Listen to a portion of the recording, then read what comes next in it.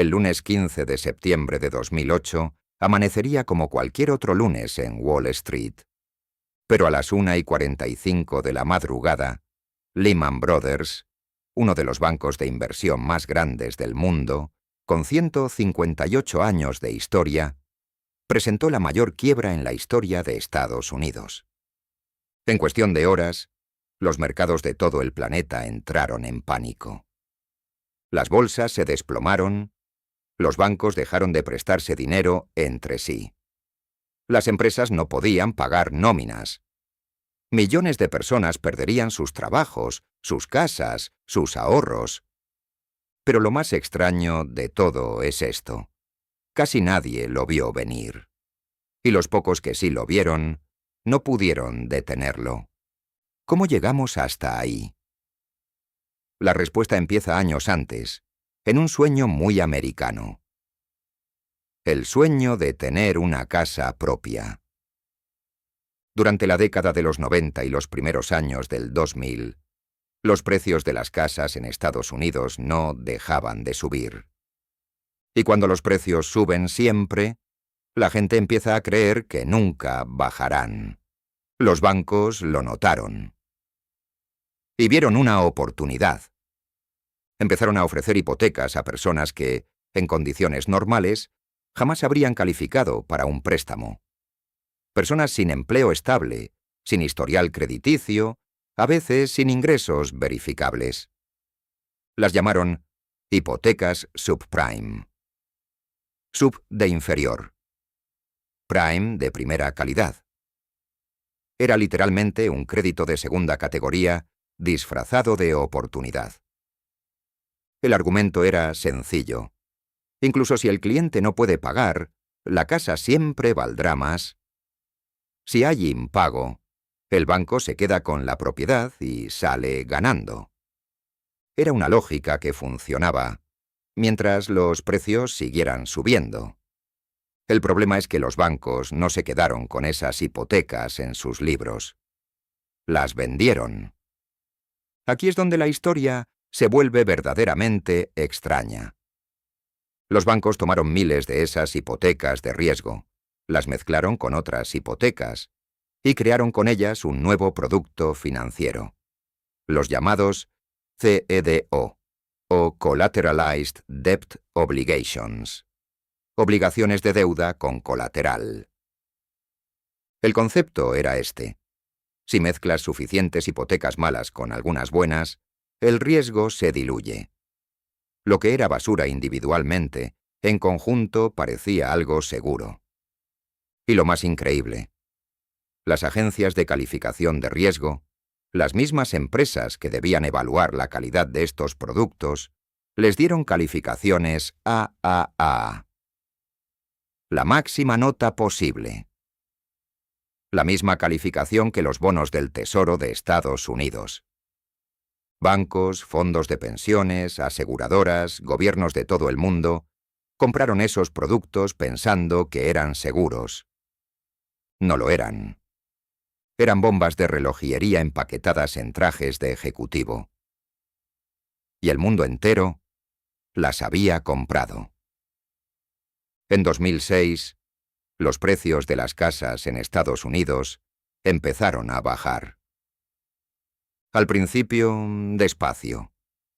Luego, con fuerza. Miles de familias que habían comprado casas con hipotecas que no podían pagar, empezaron a dejar de pagar. Los bancos ejecutaron las hipotecas y pusieron las propiedades a la venta. Pero había tantas casas en el mercado que los precios se hundieron aún más. Y entonces, algo inesperado. Esos CDO, esos productos financieros que supuestamente mezclaban riesgo para neutralizarlo, empezaron a perder valor a toda velocidad. Porque no eran seguros. Nunca lo fueron. Solo eran seguros mientras los precios de las casas subieran. Y habían dejado de subir. Los bancos que tenían esos activos en su balance vieron cómo su patrimonio se evaporaba. Algunos intentaron venderlos, pero nadie quería comprar algo que ya no tenía precio conocido. El sistema financiero se congelaron. Los bancos dejaron de prestarse dinero entre sí, porque ninguno sabía exactamente cuántos activos tóxicos tenía el de al lado. La desconfianza se convirtió en el peor enemigo del sistema. Lehman Brothers no era un banco cualquiera. Fundado en 1850 por inmigrantes alemanes en Alabama, había sobrevivido a la Guerra Civil, a la Gran Depresión, a 2 guerras mundiales y a docenas de crisis financieras. Para 2008, gestionaba activos por valor de casi 700.000 millones de dólares. Era el cuarto banco de inversión más grande de Estados Unidos. También era uno de los mayores tenedores de activos respaldados por hipotecas subprime del mundo. Cuando los precios inmobiliarios colapsaron, Lehman se quedó atrapado. Sus pérdidas eran colosales. Intentó encontrar compradores, inversores de emergencia, cualquier tabla a la que aferrarse. El gobierno de Estados Unidos había rescatado a otros. Había intervenido para salvar a Bear Stearns meses antes. Había tomado el control de Fannie Mae y Freddie Mac, los gigantes hipotecarios. Pero con Lehman, el secretario del Tesoro, Henry Paulson, decidió no actuar.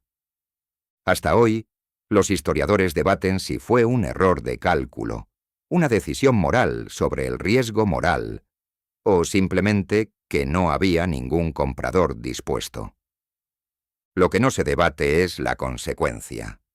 Cuando Lehman colapsó, el mundo entendió que ninguna institución era realmente demasiado grande para caer. Y el pánico se extendió como un incendio. La crisis no se quedó en Wall Street. Porque esos CDO, esos productos tóxicos llenos de hipotecas subprime, los había comprado todo el mundo. Bancos en Alemania, Islandia, Reino Unido, Francia, España. Fondos de pensiones en Noruega y Australia. Municipios en Noruega compraron productos que ni sus propios asesores financieros entendían del todo. Islandia quedó prácticamente en bancarrota nacional. Sus 3 mayores bancos colapsaron en una semana. En España, la burbuja inmobiliaria propia, alimentada por un crédito fácil y precios en constante ascenso, estalló simultáneamente. El desempleo llegó al 25%. En todo el mundo el crédito se secó. Las empresas no podían financiarse, las familias no podían acceder a hipotecas. Los gobiernos tuvieron que endeudarse para salvar a los bancos que habían creado el problema. Entre 2008 y 2010, el desempleo global aumentó en 30 millones de personas. 30 millones de vidas alteradas por instrumentos financieros que la mayor parte de ellas jamás había escuchado nombrar. Los gobiernos respondieron con rescates masivos. La Reserva Federal bajó los tipos de interés a 0.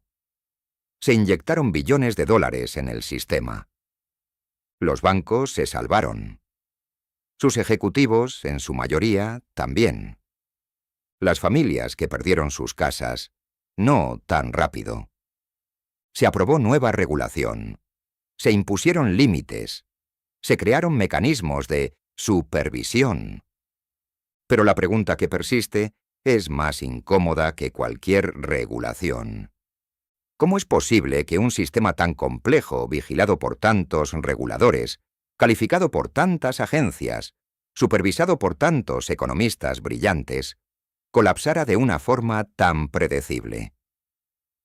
La respuesta, según muchos de quienes lo estudiaron, es simple.